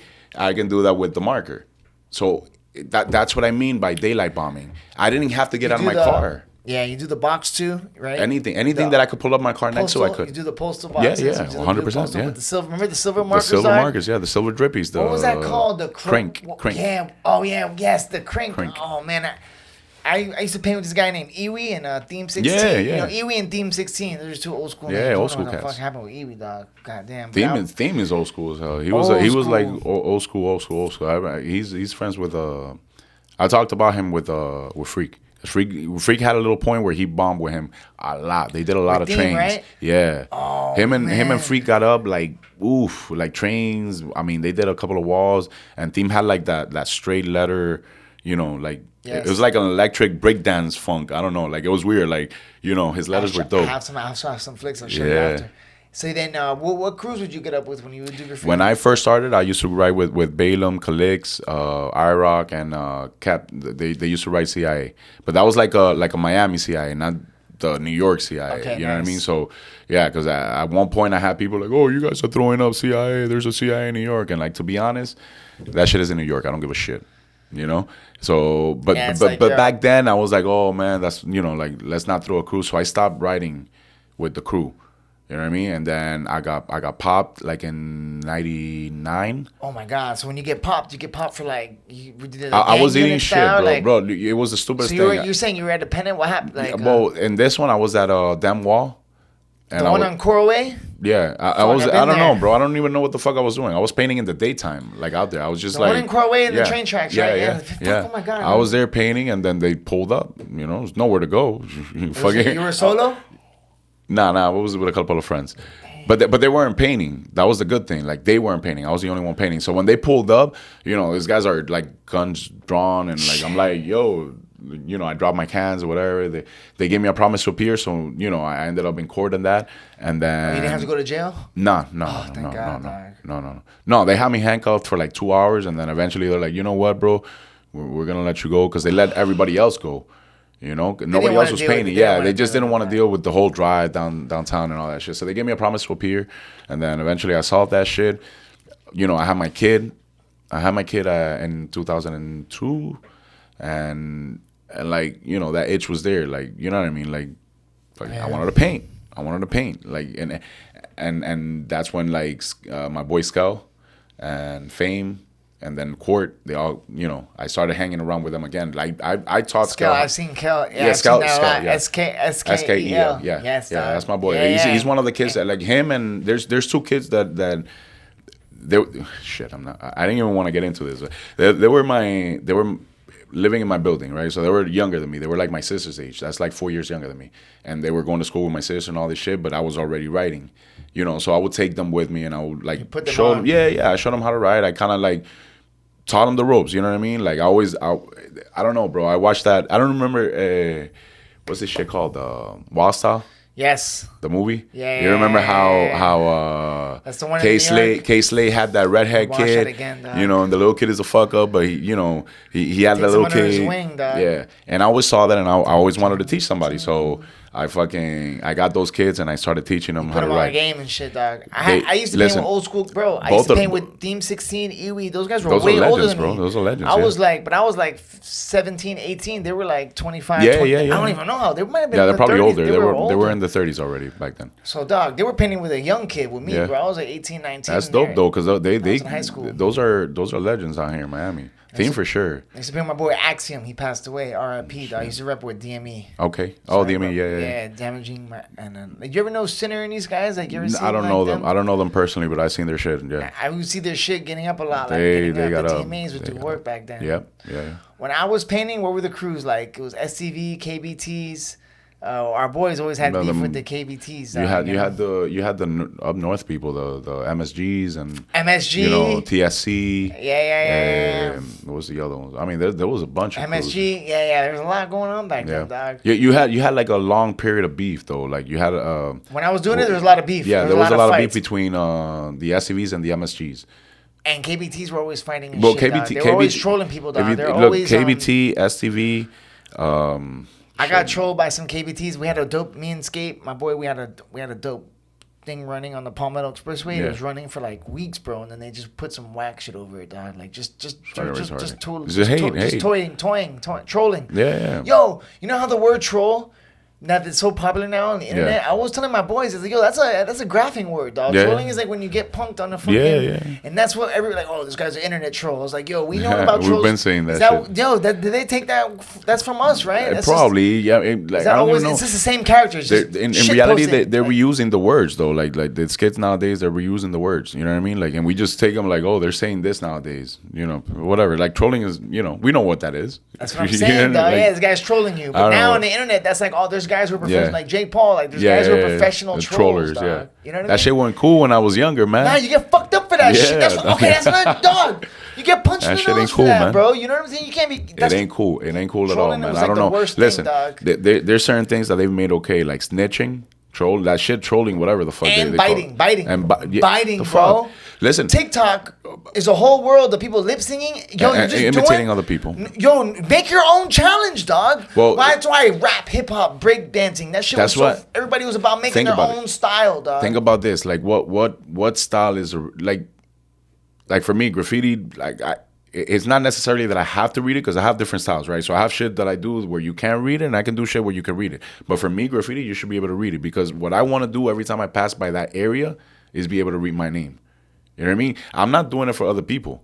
Because that's a misconception. Like, oh, you're just putting your name so other people can see. No, I don't give a shit about other people. I want to see it. About being up. I want to see it. I want to drive by that place and say, damn, I went by there and I put it up. You know what I mean? Like when I did the water tower, like every time it was that rush. Every time I went by there because I'm getting a rush watching my work. And water towers last forever. Nobody go up there. They don't really buff water towers. It's crazy because that one, my shit faded away. I don't even know what kind of paint I use, but my shit faded away, and quartz is still fucking big and green. But I use like some pinkish colors, and like mine was way smaller. And then DEM, he did his really small too. So wait, but Dem's a crew or Dem? No, Dem the writer, DEM. He's an old school writer. He's a Miami old school writer. Damn. He's been around forever. Yeah, he used to write with Gons. Like I'm talking about like 99, 90. Yeah, are a lot of these old school guys that you know, are they still painting, making bread off their work, or do you know any painters that are still painting? There is, yeah, man. Like off their paint, like so off their so arts? when I interviewed Gons lives off of that. Gons is a mural artist. You know what I mean? That's what he does. The muralists make bread. Yeah, bro. Listen, you're selling your art, and one of the things that we don't do as fighters is like we don't value us. We let somebody else put the value on our work, right? As an artist, you tell them how much they're gonna pay you for your work, which is different. You know what I mean? Like we go there and we're like, oh yeah, like we give you 2-2. How much can you give me? Yeah, 2-2. I guess they never ask you how much you're gonna make. They call you with the number. They tell you what they're gonna give you, and if you negotiate, you might be able to bring them up a little bit because you know how it is. You can negotiate, but like for the most part, they're like, no, this is the price that we have. This is the number that we have, and that's it. You know, and if you want to fight, you take it. If not, well, you know, we can look for somebody else. So that puts you in the bind. But when you want a certain artist's work, you want that artist's work. If he doesn't do it, you're gonna have to pay for it. So when he sets a price, you're gonna have to do it. You know what I mean? I wonder how these muralists. So what are they getting paid for? Like they're doing jobs like Listen, muralists. Oh, so he'll do like a mural of somebody in a restaurant. It could be a restaurant. It could be a business. It could be a building. Right now, the is there city, a market for that? Like where do you? Of course, bro. Have you been to Wynwood? Yeah. Yeah, it's full of murals. So that's normally so what happens. So all those buildings that have murals on the side, do you think they paid those people to do those? Or illegals? Not all of them are paid because remember, Art Basel comes down here. So when Art Basel comes, they not rent the space out, but they give the space out so they fill up the city with art because that's supposed to be like a beautifying thing that they're doing. But at the end of the day, graffiti's graffiti. You know, like that's not graffiti to me. Yeah, remember the famous wall? Like, all right, the famous wall, right? Like, what was that? The Wall of Fame. We used to call it on 95, right? No, not. What was the name of this wall that we used to call when you're driving down? But now it's Wynwood, That's the 95 right? one. Yeah, the wall in 95. All right. Right next to the boombox. Now, yeah. So then, like, when you do that, right? Like, do other cities have that? Like, New York has, because Miami like they have legal spots. They have spots. They have certain areas where you can do, like LA. If you go to Venice Beach, you can paint. Oh, that's right. They got the shit on the side. Yeah, so you can paint over there. Oh, that's right. These boys would go, dog. The day crew has gone there a few times. Court went out there and he painted out there. He did. He has a picture of the Venice Beach wall, like his shit. And I know a couple of guys that went out there and they painted out there. Just That's a day feeling, right? Like just being there in the daytime. It's weird with because some music. It wouldn't do anything masks? for me. You ever wear masks and shit? Like, yo, you have to wear masks. I wore masks after because I want to say from like 96 when I moved here, from 96 all the way to like 2005, I didn't use a mask. Yeah, that's what I'm saying. You know what I mean? So then I remember, I'm like, oh my God. I remember I got a respirator. I had like a single respirator, like with one in the front, and it was dope. Like it looked crazy, you know. Like I would put my hoodie on and I had that shit. Yeah, you feel like you're fucking Bane and shit. I thought like I was like a super spy. Yeah, fuck yeah. I remember being in the train tracks with like hiding in the bushes and like, yeah. Yeah, you feel like you're in a troopers, like fuck yeah. Those missions are crazy, man. Missions. We used to go through fields because like sometimes we would see like a wall, but like there'd be like a building, like maybe they would put a Walmart there now. Yeah. But before it was like a complex and then a big wall. The big wall at the end. And we're like, damn, but you have to hit that whole field, dog. Yeah. Or your boys would drop you off, but like you don't know where you park in a neighborhood, you jump in some people's backyard to get to that back. 100%. The chrome wall was kind of chrome wall was like there's like now it's all houses. I think. Yeah. The chrome walls. I don't know if there's anything left, but remember there shouldn't be nothing left. Before they built that, remember that was all like. Yeah. Yeah, No, dude. Listen, in Chrome they had the They had old, the chrome the pennant abandoned, too the at chrome the end pennant. by Yeah, Mikasuki, yeah. dog. So that one, I painted in that one. I painted in the Miami Stadium, the Bobby Maduro. That was the state. That was the stadium. That was in The UM Stadium. No, not the UM. It used to be an old Orioles training camp or like a summer camp. Okay. And that they abandoned it. So the whole field was full with like grass. But the end wall was like a Miami fucking Wall of Fame. You know, and in there I saw Dame's shit, like the German writer, Dame, the one that did the 3D shit. And there were some like European writers like Lumen. Oh my God. There were some like fucking dope ass writers that came down here and they painted in that spot at that time. So I got to paint there. I put damn wall, fucking what was the other one? Rankers, the airport pennant, fucking Malibu. They had a bunch of pennants at that time. The only one that I didn't get to paint was the fountain blue pennant, which was the original one. Wow. Yo, what was the influence on European graffiti, or was it American that influenced that they took it to another level? Because I remember the tips I used to get, like I got Montanas. Yeah. I was already working and shit. I remember They had the European tips, and then we had the American tips. Montanas were from Europe, right? Yeah, Those yeah. special cans. But we used to get DVDs. We used to watch DVDs of Yeah, bombers 100%. and like the German bombers. Like I saw one where like they took over a whole train and they bombed the whole With people there. train, They don't give a shit. Inside and the inside, Yeah. right?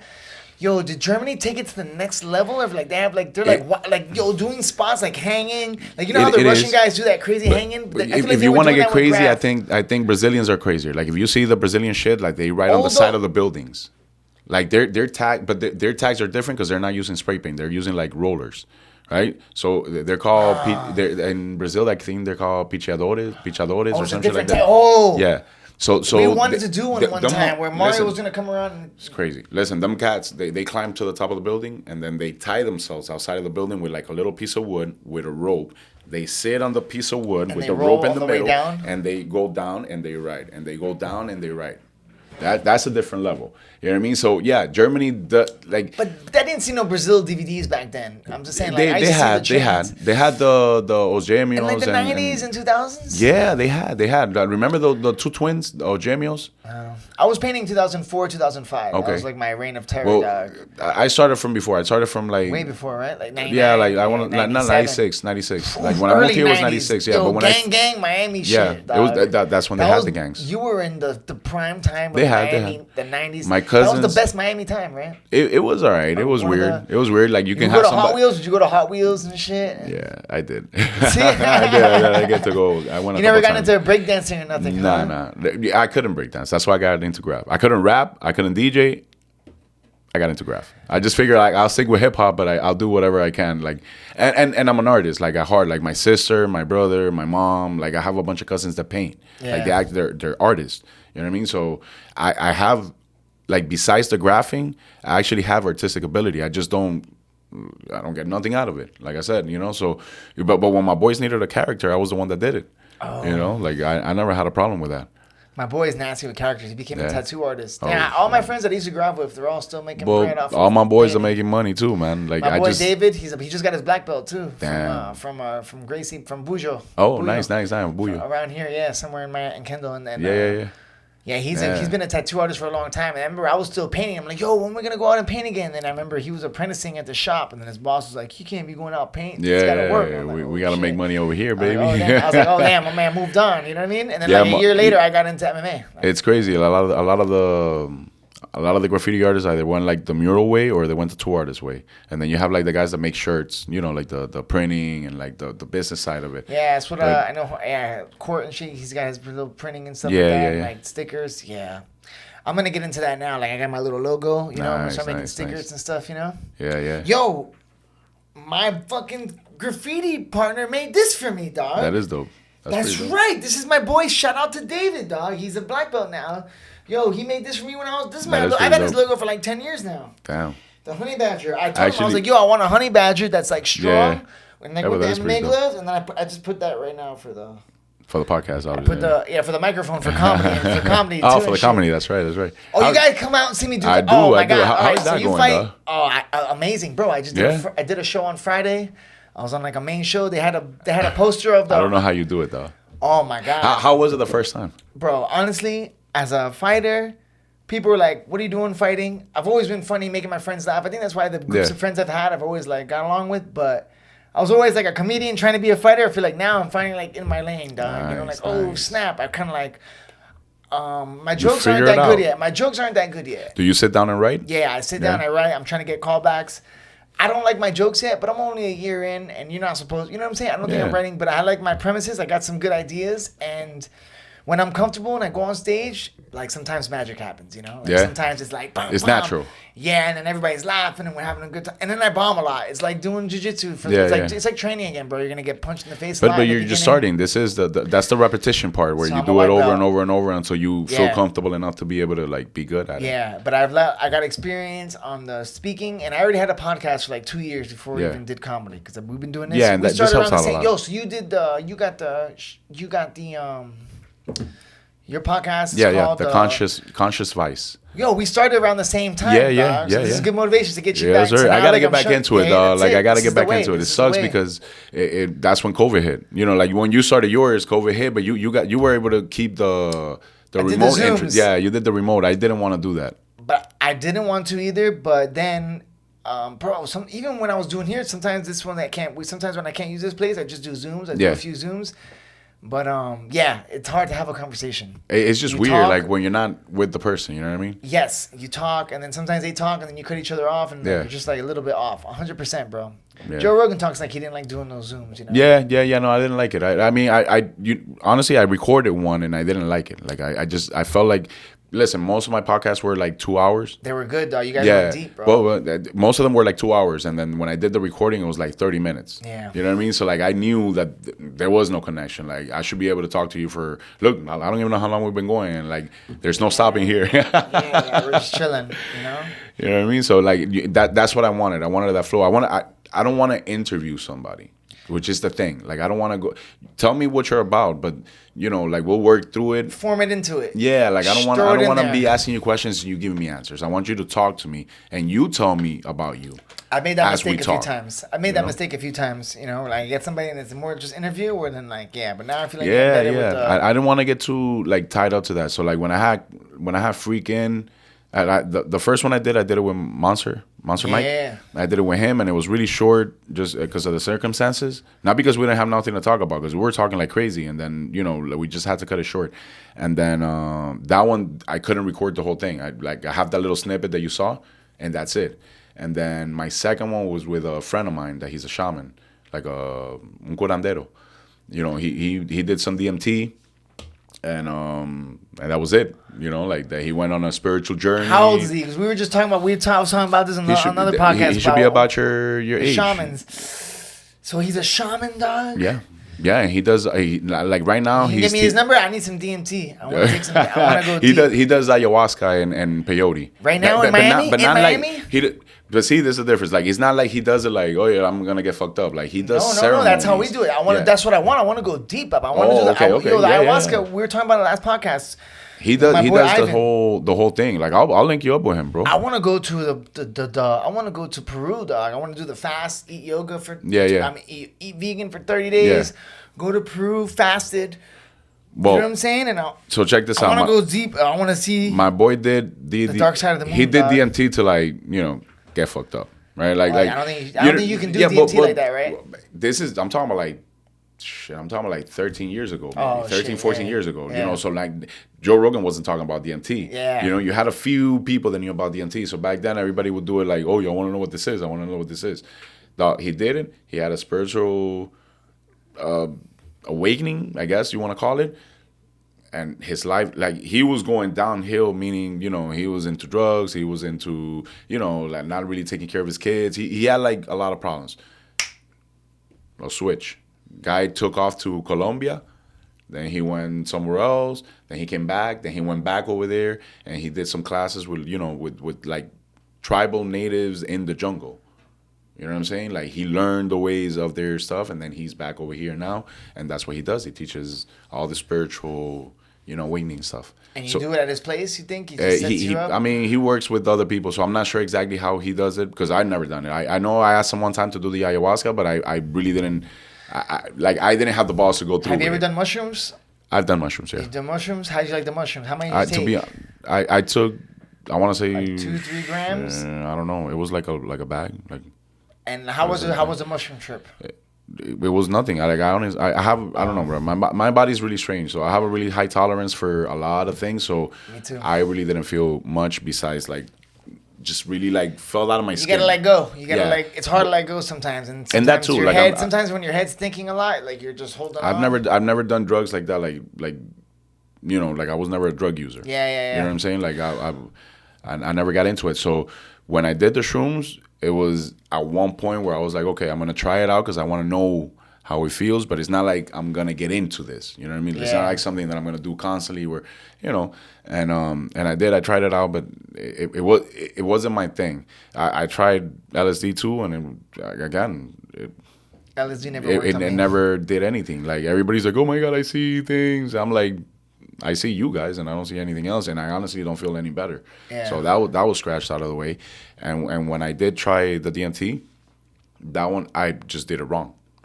You know, I completely did it wrong. You so did it like you smoked it out of weed or like in a crack pipe? In just a straight little pipe by bowl. itself? No, I did it in a little bowl. Yeah, it's hard with weed. You got to really hit a lot. Well, I didn't go deep enough. I didn't take enough hits. Like I took it when you hit it. I was like, oh shit! I felt like the world took. Yeah, like it was coming into you, right? Well, I told my boy, I felt the Matrix, dog. Like, well, I felt my body disappearing, like literally like the computer screen. Like for me, it was weird.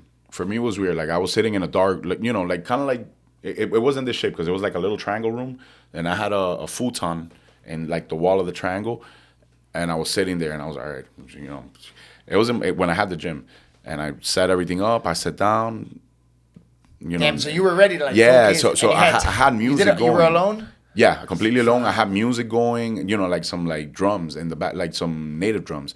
And I was sitting there and I had the bowl. And my thing was, you're going to hit it as hard as you can, but you got to put the bowl down because, you know, like what if you go and the bowl falls and, you know. So I did the first one and I held it and I let it go. And then I was like, damn, like nothing happened yet. So I went to do the second one. And I was doing the second one. I felt like I don't know how to explain it. Like it's like a metallic sound, like an electronic sound that comes around you. Yeah. And it was coming out of nowhere.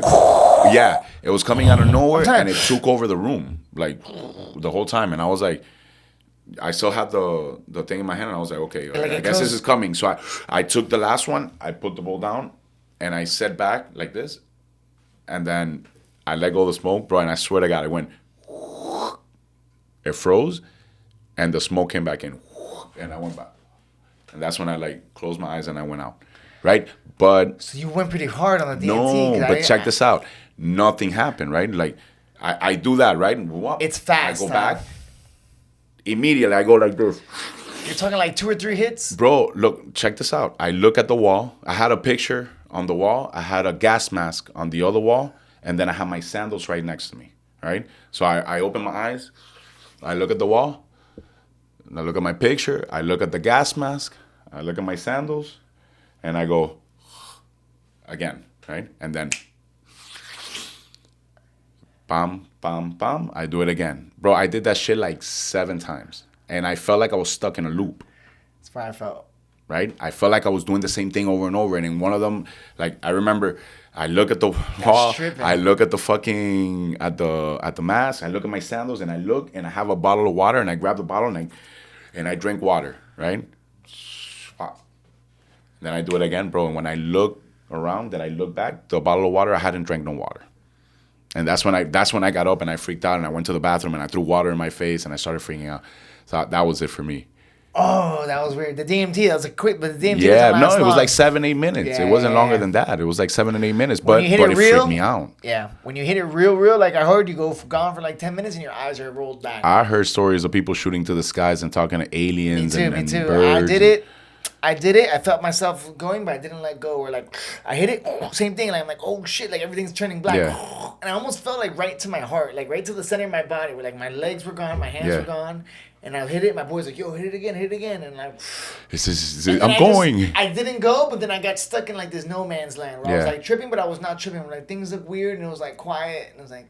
Yeah, that was the other thing. I had like. And then I came back. It was just like you. And then I went back and I'm just trying to put it together the whole day, dog. And I just couldn't really get it, you know? I've gone deep on mushrooms, though. I've gone like, fuck. I haven't. Where like, I'm like. I've never had like a wow experience on none of that, and so to me it was like, if I'm doing it to look for that experience, then it's not worth me doing it. You know what I mean? Like I don't want to have to look for that experience. Like if I do it and it comes, great. But if I'm like, oh, but I gotta try it again to see if it comes, I'm gonna, and that's I know how I am. I think that's what's called chasing the dragon. Yeah. And that's the problem. Like we talked about this. I have an addictive personality. So like if I'm fishing, I'm fishing. I'm fishing every day. I'm fishing every day. I'm watching fishing movies. I'm listening to fishing music. I have fishing tattoos. My clothes will be fishing. When that's gone, it's gone, and I'm moving on to the next thing, and I'm addicted to the next thing, So I know that if I were to be like I'm chasing that, I'm gonna fall in a hole. Especially, and then when you do hit that one time where you hit some, this is what I'm saying. Where people say they use that to like find some shit and like it helps you. I don't know, dog. My last mushroom I took, it was like real deep, and I thought it was. And then when I look back at it, I'm like, that shit wasn't profound. I was just gone, bro. It's just. I'm just trying to think, like, yo, the real way, like, all that shit that you want to do, you gotta wake up in the morning, you gotta start training your ass off. 100%. You gotta be disciplined, dog. Yeah. The only way to get that shit that people want from mushrooms, if you're gonna take mushrooms to try to fix yourself, you're crazy, right? Yeah, 100%. I mean, you can go deep into thought. I'm just playing devil's advocate, right? Where I'm thinking, like, for the most part, most people, they're going to do it. They're going to get all free. Like, you got to really focus, like you said, like, you're going to get good at it. Like, it's like it's like doing jiu-jitsu. You got to become like a pro belt tripping. It has to do a lot with the state of mind that you're in at the moment. Like, you can take psychedelic drugs if you're in a bad state of mind. Like, if you think that that's going to fix your problems, you're incorrect. I mean, you can maybe go... Listen, I think what it does do sometimes is just rewire. Like, I would do it after fights to reprogram my brain from concussions and shit. Like, if I got knocked out or if I got dropped. Okay, that makes sense. Because I heard it rewires your brain. And I do feel like, listen, I have taken trips where even if it's really, really bad, I've had some terrible, scary trips where, like, bad trips. But once it's over... Fuck, you kind of feel good, dog. Yeah. Like, and then you're like, I felt like a little bit different for like a week or two, like a little bit. I do feel the clarity, but the real way to get that clarity is just to work ridiculously hard at something, achieve goals, 100%, and bro. just go after it. Like, there's for me, nothing like hard work, bro. There's nothing like you working hard to achieve your goals, like and pushing through so you can get to where you want to go. Exactly, and I feel like that's just, and with training, I feel like we're so lucky. We're like I don't do therapy or anything or like therapist sessions, but one of the things I feel that with training is it's very therapeutic, and the reason why we get into like that flow state, and it's the same thing with painting. It's anything that you get locked in. When you're locked in, that's why I love graffiti, dog. And that's why I love fighting. Is when you're locked in, it's the only thing you can be doing at that time is that thing. Yeah, if 100%. Not, it's not gonna work. Listen, when you go to a gym, right, and you go to sparring, and after sparring, how do you feel? When the class is over, how good do you feel? Feel great. Because the whole time, your kids, your girlfriend, your job, your wife, the bills, your cell phone, dog, the dog sick, the hospital. When you're training, if you're thinking about any of that, you're just getting punched. Yeah. But when you're 100%. Training, you're just worried about slipping your head and breathing. When you finish, you're able to escape the matrix for that 1 hour or 2 hours, and that's the key There's to nothing life. like it, bro. There's nothing like that, bro. Does that make sense? I don't know. Yeah, no, 100%, bro. I listen. It's better for you when you like the training for me. It rewires me. Yeah. Like every time I go to the gym, it's like a reset.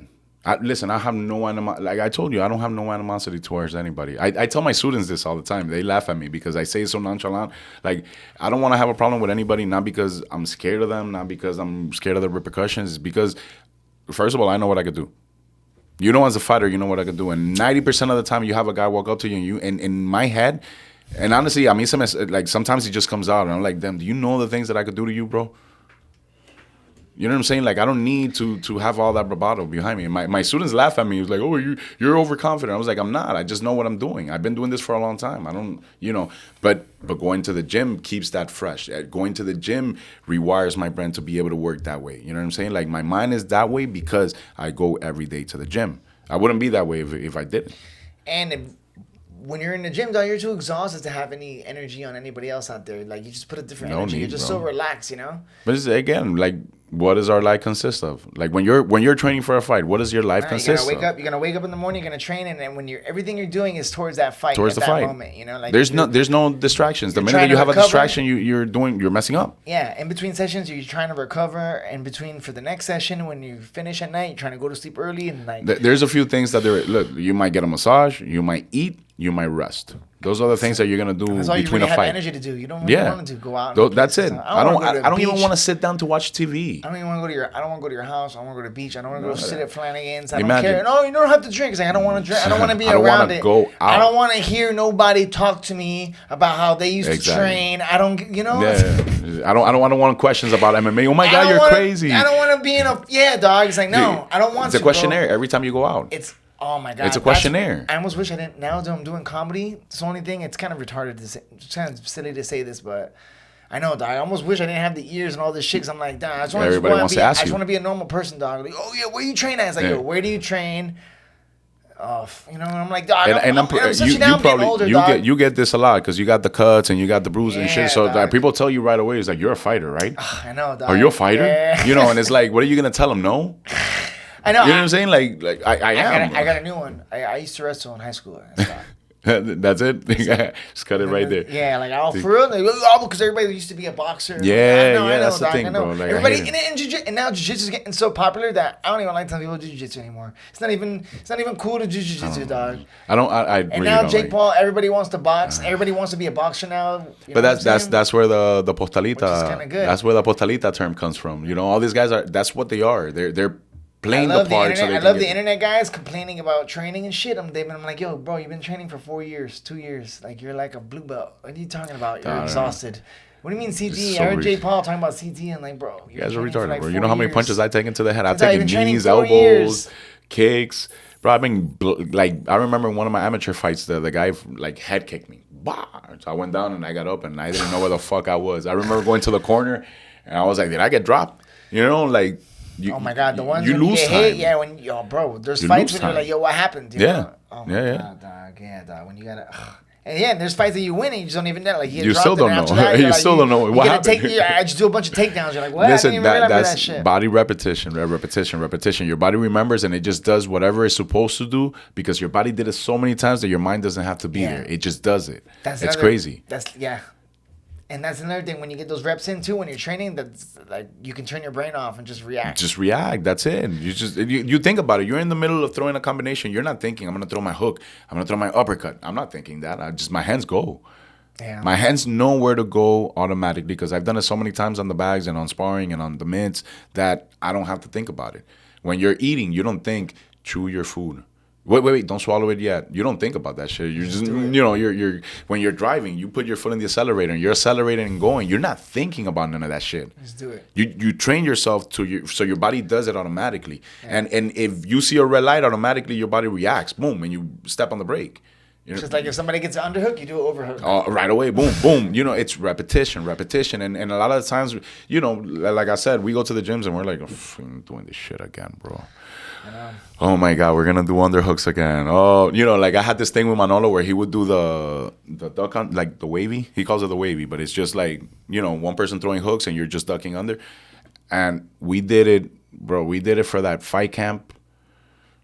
Probably every day on Boxing Day, like every Monday, we would do that for warm up every day. And I remember me complaining at that time I was training with Richie Ramirez.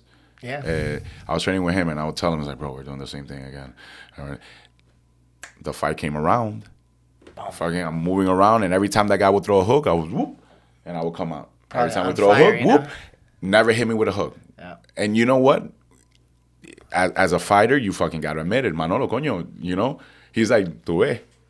I told you, that's when fuck, he did tell me, like I should stop complaining. So now I go to the class and I just do whatever he tells me. And I kind of understand the program, you know what I mean? Like we do everything in there. So we do the conditioning, we do the sparring, we do the boxing, we do the jiu-jitsu, the wrestling, everything is separate, but we have days where we put it together. And then the conditioning days are like, you can't miss. You can't miss it. You can't miss it. Because if you don't do your conditioning, you're going to gas out.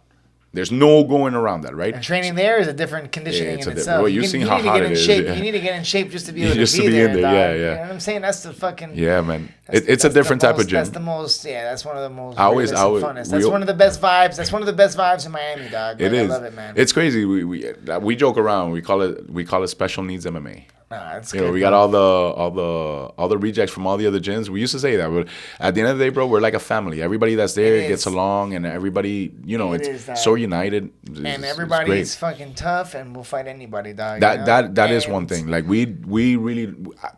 Manolo doesn't allow that shit. That look, I don't, you don't get esa pelea because you know. yeah. No. You're taking that fight because that's the fight that they offered. Nah, And if shout you want to out. fight, you're fighting. Yeah, You know? shout out to Freedom Fighters, Manolo, yo, on all the legends, yo, Marcos, all the guys have been there forever, Yeah, dog. yeah. You know, like I told Yeah, you, I'm we gonna got get it. some few people. I'm gonna start getting them. Just let me know, and Yeah, we for start sure. sending them this way, man. We got a lot. We got Justin, Richie, his brother, Javi. Javi had Fuck, I been haven't with, seen Javi in a while. Javi had I been with us. I didn't even know he was training. Is he still forever. training or not? He goes every once in a while, but him and Richie have a business. Shit. Yeah. They're making business. They have a money, business, dog. so they're doing their business side. But yeah. when they have a chance, they swing by the gym and shit. But That's dope. you know how it is. Richie was undefeated in man. the pros, And Javi was like a mad, he's good ass. he's a prodigy, man. It's like, you know, it sucks that went he the didn't money have the route. time. Yeah. Well, it's not that, you know, like at the end of the day, you got to keep living, right? So you got two choices. You can be a broke ass fighter, Yeah. right? Or you can be somebody that trains half ass but has a regular job, so you don't have a shitty life, right? I did that for the more than half of my career, you know, like I had a regular job. At one point I was working in the airport and you know, that shit was fucking, I was on call. Yeah. You know what I mean? Like I could be training and if they call me, I'm going. Yeah. I can't stay here. So, you know, but you got those two choices and he chose to go make money and it's understandable. A lot of dog. It's funny, 100%, dog, 100%. And like you said, now when I'm coaching now, I want to make sure that whoever I coach and then whoever comes under my wing, all the things I learned about making money and not making money, I'm gonna make sure that We made all the mistakes, bro. I made all the mistakes with the school. I made mistakes with all the business ventures that I've had. You know, but at the end of the day, you learn from each one of them, and then eventually I'll get it right. That's life, I'm baby. but what I'm not doing is giving up on what I'm doing. I've been fighting for the last 13, 14 years. You know what I mean? Like, I know that my girl Claudia, she's gonna get into the UFC. I know that for a fact. Like so if we stop fighting now, we're not gonna get there. No, you got a goal right now. You got a You know, mission. and for me, like what I'm doing right now, the bare knuckle is more for me. I'm enjoying it. It's not. It's not. Listen, at the end of the day, we all fight for money, like we were talking about. But it's not that I need the money. You know what I'm saying? Like I'm not fighting because I'm broke. I'm fighting because I love fighting. Right now, pay me. Exactly. Pay me because I'm worth it. You know what I'm saying? You're gonna train. Yeah. No, I'm gonna You're put my always time. gonna train, but if you want to fight, you gotta I pay. want my time to be valued at what it is. You know what I'm Hell yeah. saying? I'm a veteran. I give exciting fights. I do what I have to do. I get in there and whether I win or lose, I have a smile on my face and you know I move forward. So I want my time to be valued. That's all. You know? Yeah. No, for sure, man. I love it, dog. Yo, my man. Yes, sir. This is for the people who don't know. We're going on 4 hours, my G. 4 hours, damn. We said we were gonna do like a short one, and we couldn't even do it after the first one. I said 1 hour, but this conversation got cranked up. Like every time I Yeah, kept man. looking at the clock, I'm like, man, I don't know how we're gonna stop. This is getting better. It's crazy because I was like, damn, where do we find the segue to stop? But there's no like. I'm trying to now. It just keeps but going. Yeah, doggy. But listen, we gotta pick it up again, dog. we can have. That's all it is. I I gotta have you on mine. Boom. You have me on yours. Yes, to let's be do that. continued, where we can talk. Yeah, because I try not to. Yeah, I try to be quiet as possible in here, because you know sometimes you have a podcast. You ever hear a podcast and it's like a new podcast, or whatever, and then the host just The host doesn't just lets the other person the host talk. is trying to qualify themselves to the person the whole time. Well, you even see Rogan do that sometimes. Like he'll just sit back and let the person talk and shit. It depends on the person. But exactly. But yeah, what sometimes it you is. got to get it out of them. You Yeah, know? You've yeah. had that from. I'm sure you Yeah. had your. Well, you know, You've had your with Freak. experience. With Freak was like that, like tell me this, tell me that, but it wasn't questions. Like I didn't I ask got him you, questions. but I you just knew how kind to of pull it guided out. him. Well, you just gotta guide him, walk him Exactly. to that topic. Like I wanted to talk about canals, and you know, I was talking blah, blah, blah, and I said canal somewhere, and then I was like, wait, tell me about those canals. You know, and then he just went right into it. So it was dope. Yeah, but so- it's a learning experience. But I'm definitely gonna have you on mine, dog. Like I just gotta get it popping. we Let's gotta get it We going. got the studio, yo. So this is gonna drop this week. So Okay. so people can come. So we're gonna see this fight. We can February get tickets 3rd. still. February 3rd. It's gonna be at the Miramar Armory. It's called the National Armory, and it's for BYB. It's my third fight with them. I'll be fighting JD Burns, and yeah, man, just working my way up on those rankings, man, because they have a lot of 165ers, and that's the way that I'm at 165. So I'm working my way up. I had a pretty good win on the last one, and I'm gonna capitalize on that one and keep going with the momentum, man. Nice, I love it. Keep the momentum Yes, rolling, sir. dog. Yes, sir. Hell yeah, my man. Thank you, my brother. Honey Thank you, Badger Daddy. Hour, episode 67. We're out.